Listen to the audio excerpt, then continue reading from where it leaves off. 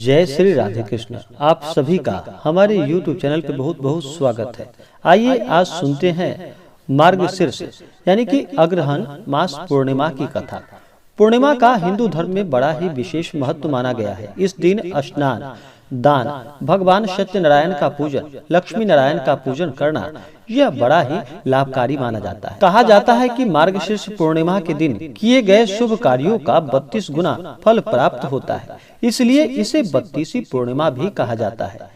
ये तिथि माता लक्ष्मी को अत्यंत प्रिय है। इस दिन माता लक्ष्मी को खीर का भोग लगाना चाहिए, घर में सत्यनारायण की कथा पढ़नी चाहिए, सुननी चाहिए या पूर्णिमा व्रत का कथा श्रवण करना चाहिए। इससे पुण्य फलों की प्राप्ति होती है।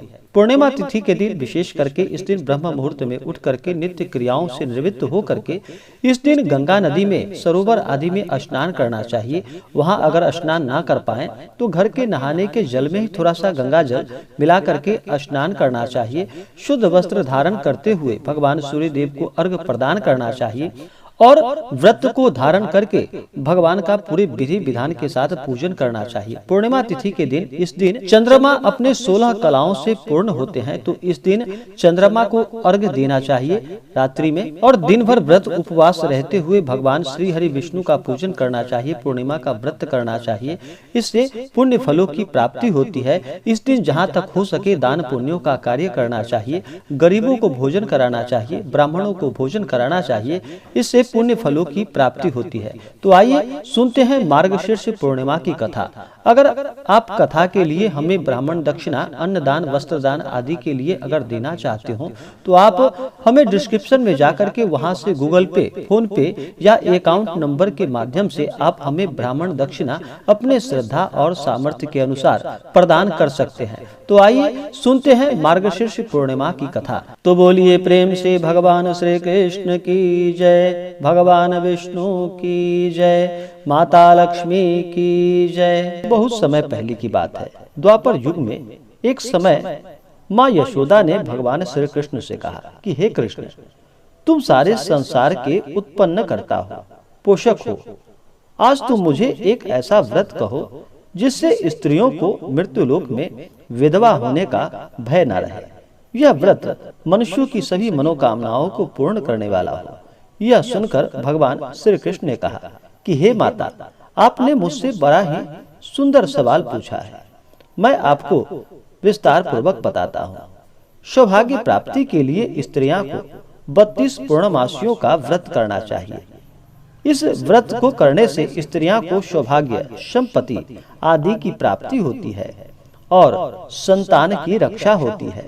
यह व्रत अचल सौभाग्य को देने वाला एवं भगवान शिव के प्रति मनुष्य मात्र की भक्ति को बढ़ाने वाला व्रत है। जब यशोदा जी कहती हैं कि हे कृष्ण, सर्वप्रथम इस व्रत को मृत्युलोक में किसने किया, इसके विषय में विस्तार पूर्वक मुझसे बताओ। तब श्री कृष्ण भगवान कहते हैं कि इस भूमंडल पर एक अत्यंत प्रसिद्ध राजा चंद्रहास्य से पालित अनेक प्रकार के रत्नों से परिपूर्ण कातिका नाम की एक सुंदर नगरी थी। वहां पर धनेश्वर नाम का एक ब्राह्मण निवास करता था। उसकी स्त्री अति सुशीला रूपवती स्त्री थी।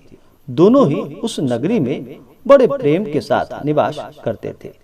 घर में धन और धान्य आदि की कोई कभी कमी ना थी। उसको एक बड़ा दुख था, उनके यहाँ कोई संतान ना थी। इस दुख से वे अत्यंत दुखी रहा करते थे। एक समय एक योगी नगर में आया। वह योगी उस ब्राह्मण के घर को छोड़कर सभी घर में भिक्षा लाने के लिए पहुंचा। रूपवती से वह भिक्षा नहीं लेता था। उस योग ने रूपवती से भिक्षा न लेकर और अन्य दूसरों के घर भिक्षा लेकर के भिक्षा के अन्न को गंगा के किनारे जाकर के बड़े प्रेम से खा रहा था। तब धनेश्वर ही योगी को ऐसा करते हुए देख लिया।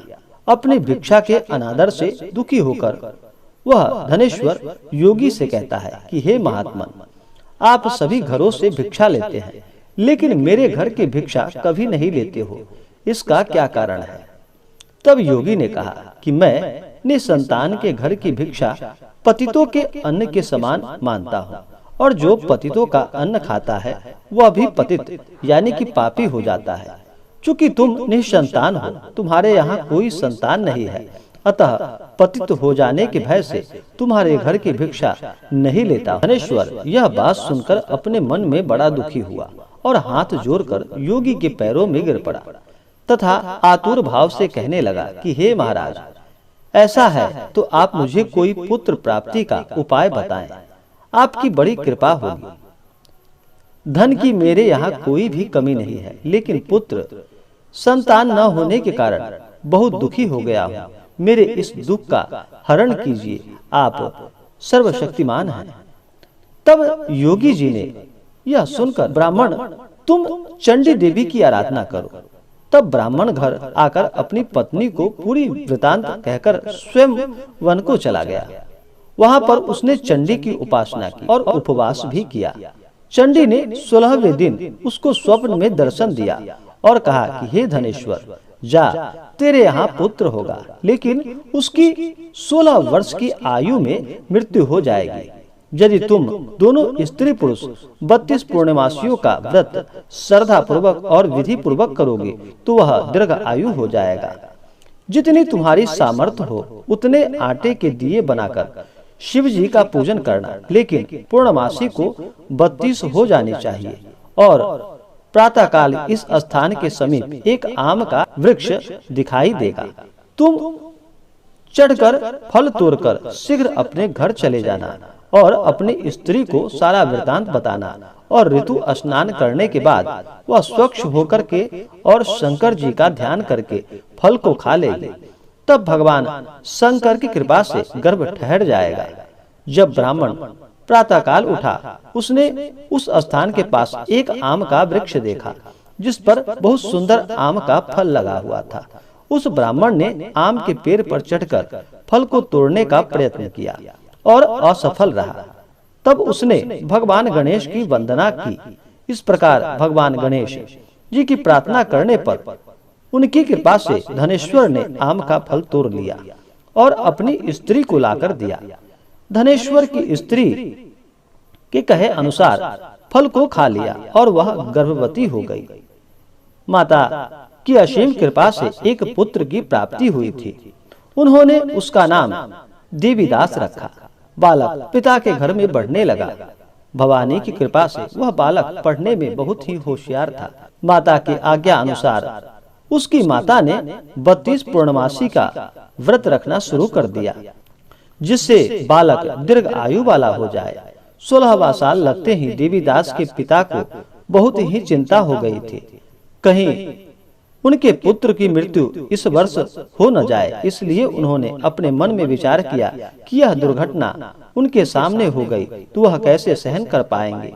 तो उन्होंने देवीदास के मामा को बुलवाया और उन्होंने कहा कि देवीदास 1 वर्ष के लिए काशी में जाकर विद्या का अध्ययन करे और उसको अकेला भी नहीं छोड़ना चाहिए, इसलिए साथ में तुम चले जाओ और 1 वर्ष के बाद इसको वापस लौटा कर ले आना। तब सारा प्रबंध करके उनके माता पिता ने देवीदास को एक घोड़े पर बैठाकर उसके मामा को उसके साथ भेज दिया। किंतु ये बात उसके मामा या किसी और को पता न थी। धनेश्वर ने अपनी पत्नी के साथ माता भगवती के सामने मंगल कामना एवं दीर्घ आयु के लिए भगवती की आराधना पूर्णमासी का व्रत करना आरंभ कर दिया। इस प्रकार उन्होंने 32 पूर्णमासियों का व्रत पूरा किया। एक दिन मामा और भांजा रात्रि बिताने के लिए एक गांव में ठहर गए। वहां पर एक ब्राह्मण की सुंदर लड़की का विवाह होने वाला था। जहां बारात रुकी थी वहां पर देवीदास और उनके मामा ठहरे थे और उससे ही विवाह करने के लिए कहती है। लेकिन देवीदास ने अपनी आयु के बारे में बताता है, लेकिन इस लड़की ने कहा कि जो गति आपकी होगी वही मेरी भी होगी। हे स्वामी, आप उठिए और भोजन कर लीजिए। इसके बाद देवीदास और उसकी पत्नी दोनों ने भोजन किया।